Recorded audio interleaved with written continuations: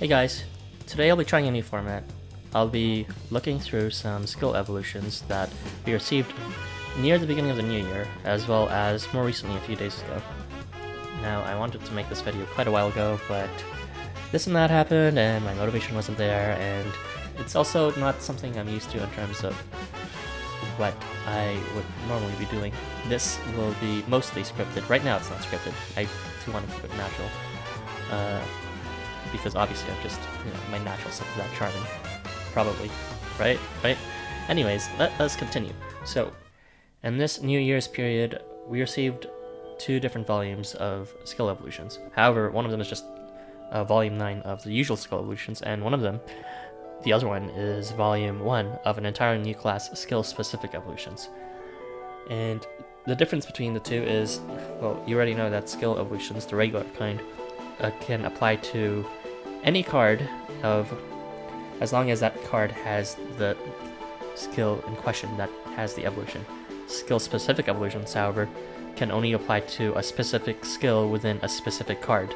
So, for example, Blood of the Beast is a very common skill that's shared among many fluffies, and if there was a skill-specific evolution for us, which there is in this first volume, then the particular card that has that skill evolution would be the only one who would be able to use that skill evolution, and the rest of the cards would not have that chance to evolve that skill. So let's look over the 3 skill evolutions of Volume 9. They actually each correspond to each of the New Year's units that were featured ever since the first New Year's event. The first listed skill evolution would be Symbol of Prosperity, which both Agio's 3-star and 4-star card have. The Phase Start Remove debuff, the new feature, is good for challenge quests where enemies inflict debuffs when appearing. Agio joins the growing shortlist of units who can do this, the other 2 being Tomte and Maid. Agio now has even more utility as a general debuff denier, with a new effect synergizing with the other parts of his kit that removes or nullifies debuffs.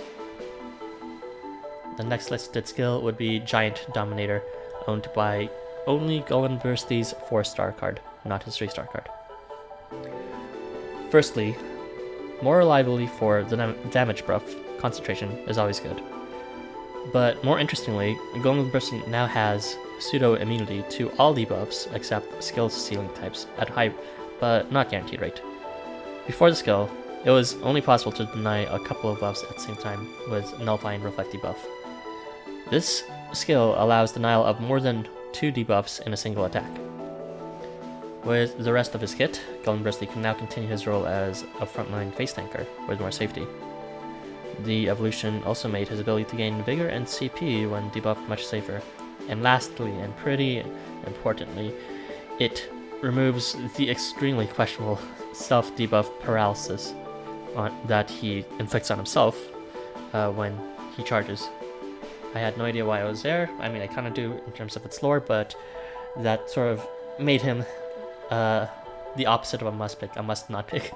So the fact that that terrible debuff has been dealt with at least 80% of the time is only good news for Golenbursty in terms of actually being able to use him outside of New Year's. And the third and last of the regular skill evolutions of Volume 9 belongs exclusively, coincidentally, to Algernon 4, and this would translate to Stainless Steel. Improved reliability to guaranteed crit ensures Algernon can deal at least 3 times damage to the first unit hit and 4.8 times damage to the second unit hit. This pairs strongly with his limit for minimum constant 6 times damage. Next, Break on Collaterals makes ally positioning left and right of him, or a magic unit behind him, a strong formation. Place him closer to the leader slot to inflict Break, then have adjacent allies attack those affected enemies on the same turn. Note that Break does not apply to the struck target, only the collaterals of those struck, only the ones that are left and right of the enemies that he actually hits. Algernon is now more reliable for his role of being a short-lived hard hitter, increasing his survivability a bit by making him reliably lethal enough to one-hit KO before enemies can counter. he would be good for tall maps with enemies close to the front, where he can take advantage of his increased vertical movement. Now, on to the skill-specific evolutions, where we have 6. The first listed one is Horkeu Kamui's 4-star, and it applies to the skill Vanguard, which transforms into a skill that translates into Arrow Severing Vanguard. This evolution enhances Kamui's behind support role with healing and increased damage from nourishment. Also improves his own survivability with a bit of nourishment healing. With both vigor and nourishment up, he can maintain a damage multiplier of 3.6 times for both himself and the card behind him. This doesn't add much for new utility, but it does improve his existing role as a babysitter for the unit behind him. Next up, we have Ikutoshi's regular 4-star card, which received an evolution for Shapeshifter, which translates roughly into Prepared Persona. Now, this skill actually follows a new paradigm. Basically, it applies only on a specific turn relative to the beginning of the phase. In this case, it applies to turn 2 of every phase. It actually doesn't activate on turn 2. It still activates only immediately before attacking.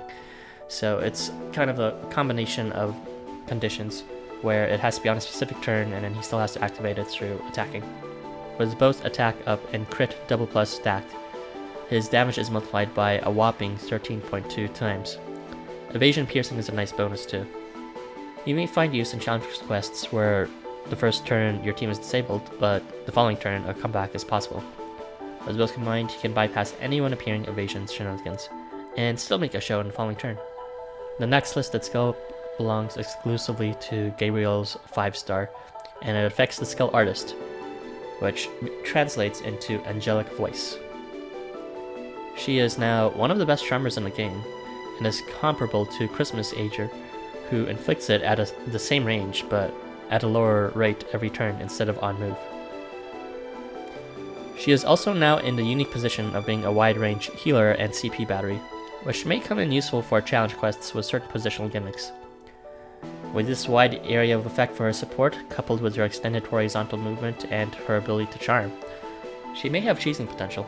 In wide maps, she can ferry units left and right while providing healing and CP, and she can charm units that move towards her, thus maintaining her position as the anchor point that moves everyone around safely. Next up, Taurus Mask's regular 4-star. The affected skill would be Athlete, which translates into Admired Athlete. His original role was rather weak as a glint bot. We can ignore that role now entirely, since his new skill evolution gives him a more unique and useful role of being a turn 1 charmer, now having the most reliable charm skill in the game at a great 90%. It is coupled with attention and evasion, nearly guaranteeing an enemy will attack him while doing negligible damage to trigger that skill and be charmed. Putting this function aside, Vigor to self on phase start keeps his damage output strong throughout battle. Interesting to note, Ikutoshi with his new skill evolution would hard counter this, given that he's immune to charm and can now deal massive damage to turn 2. Not to mention, he can also penetrate evasion. I'd recommend using him with a defensive team that has other one-struck skills. If you're going to rely on being hit, then you ought to maximize your gains and minimize your losses from being hit. Next to receive a skill evolution is Azazel's 4-star for his Farseer skill, which translates into Fallen Guardian Angel. Azazel's general utility skyrockets, now being able to remove buffs at a decently improved rate, while also inflicting weakness and skill lock. Because of this, he would function well as a leader, taking any one-struck debuffs while setting the stage for a safe, strong follow-up from allies. His role as a minor healer has also been expanded, and although the healing potential is quite high due to his magic range, the activation rate for this isn't reliable to make him a trustworthy healer. Despite the numerous additions to his kit with this evolution, his utility is general enough that he can fit in any sort of team. He could benefit from a healer though, since he has minimal means of self-sustain. And lastly, we have Shino's regular 5-star, transforming the classic Blood of the Beast into a skill that translates into Bountyhunting Beast. Shino joins the ranks as a turn 1 demon, being able to dish out crit level damages with his countdown advantage of 4 times. Although his countdown infliction only lasts for 1 turn, the first turn of each phase, he can still take advantage of the status advantage every time he uses his charge, which also inflicts countdown. Whether he uses his charge or normally attacks on turn 1 of each phase, he'll always be able to go for the neck. it would be surprising if any regular enemy survived this 4 times damage multiplier, coupled with his infernal attribute matchup. But in case they do, Countdown will trim down the rest for the following turn. Charm immunity complements his trademark Peony branded Hound skill, ensuring he's always able to attack to keep up his HP and CP. I would recommend against team compositions that try to take advantage of his Countdown skill by adding more Countdown skills, as besides his own, these skills tend to have an extremely low activation rate. Instead, I'd strongly recommend a CP battery such as Leaked, so that Shino can hit hard as often as possible with his combined charge multiplier of 16 times. 4 from his natural charge multiplier, times 4 from Countdown advantage. With that, all the skill evolutions that have been released throughout January and I guess late December have been summarized and analyzed somewhat, some more than others. I don't know. I hope this was informative for some of you. I don't like preparing redundant information, but based on just feedback from the server that I participate in Discord, it seems like this sort of video is in high demand. I mean, it's like, I guess it's understandable, because like no one else is making these kind of videos. They're really hard to prepare though, like, I think I said this before, but this is, making a script is not usually my kind of thing, and even then, it's sort of just, change is hard. So, yeah, look forward to Chapter 10's release, which is coming out, I believe, sometime next week, maybe Monday, relative to my time zone anyways. And hopefully we also got a Chapter 9 translation. I am looking forward to reading the shit out of that. And I am not looking forward to making another analysis video with the new Chapter 10 characters. I sort of want to, but I also really don't, because like this is like, it takes a while to prepare. But we'll see. This is fun. It can be fun. I don't know.